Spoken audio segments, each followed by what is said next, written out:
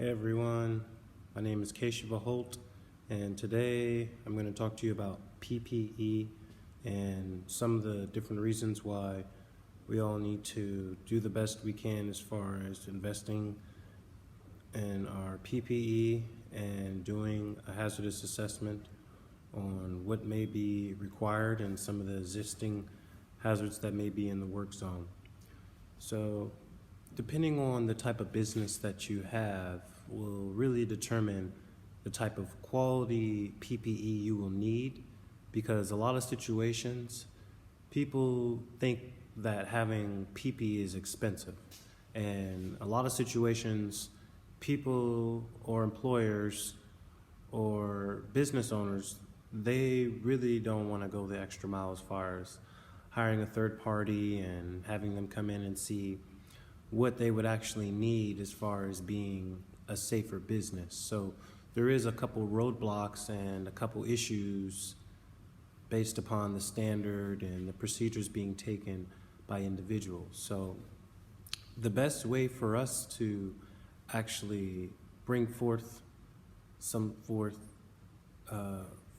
clarity for everyone is by being able to have equipment that's easily accessible and things that you can buy that is NIOSH approved or ANSI approved, because there is certain equipment that you can buy, and if it doesn't have certain testing label certifications on it, then it's not going to meet specific applications that you may need as far as it being in a high heat situation, or you being able to have a face shield that can protect you during a certain amount of penetration or pressure that may come from rocks or many other things. And just being able to have a proper respirator if you're breathing in a situation that may have high particulates, then that is definitely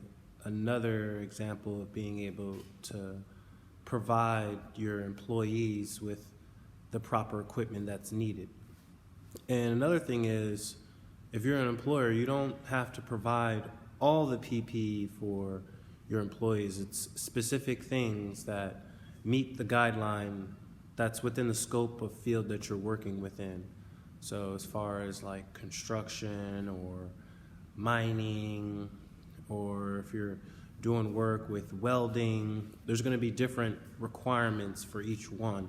So just based upon the area or field that you're in, you want to make sure that you look into that, and that'll be able to give you a little bit more insight on which direction you should go. And then also grants and other avenues within the community, other firefighter and first responder organizations, they are willing to invest in companies or other corporate entities that are able to either build first responder equipment or materials, and you can apply for that grant. And there's just so much money and availability for help out there.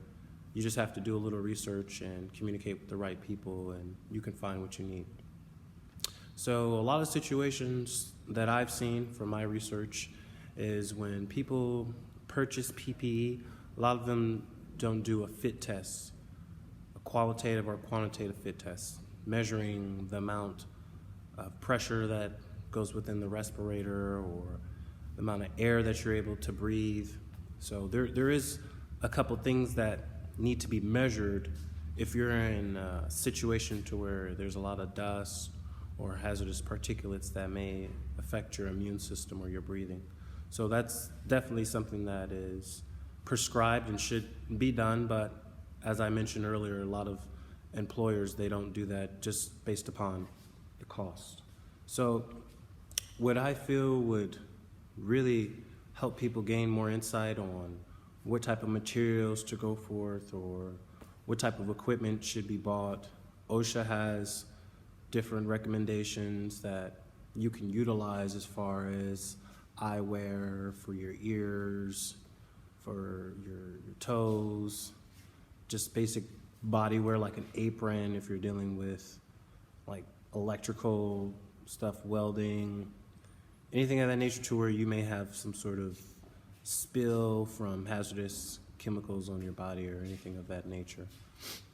So for the most part, just being able to have PPE is a responsibility not just for the one buying it, but for the person that's wearing it. So you have to be able to keep up with if your equipment is fading or if it's deteriorating.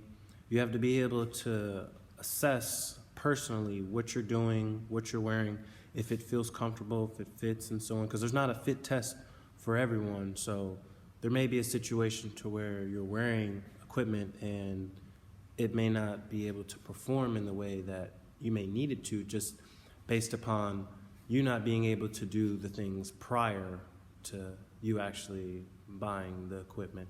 And there is other consultants that you can hire to give you a better perception or consensus on what application would be best or what PPE would fit your area of expertise or business.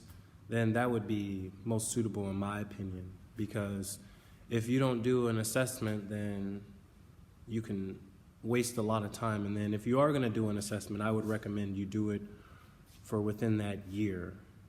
And you can estimate what you would need to pay for, whether it's repairs, remodeling, renovations, whatever type of equipment that you may have that's hooked up to either your structure, your building, your apparatus. You have to be able to look into what is going to be the initial cost and what's going to be the return value of what you're doing. And then also just keeping everyone on board that you're working with fit and conscious of some of the things that they're doing. And by everyone being able to work together and by there being signs and labels placed around or within the workplace, people can easily identify what may be needed. And sometimes it just takes someone else, like a coworker, saying, hey, you know what, your PPE, it doesn't look up to par. You may need to adjust that. So there's just a lot of things happening. And as we are moving more towards modernization of just the safety enforcement, I feel that because of technology, we will definitely be able to enhance a lot of our day-to-day issues that we may see as of now. That's it. My name is Kashava Holt, and this is my project on PPE. Thank you.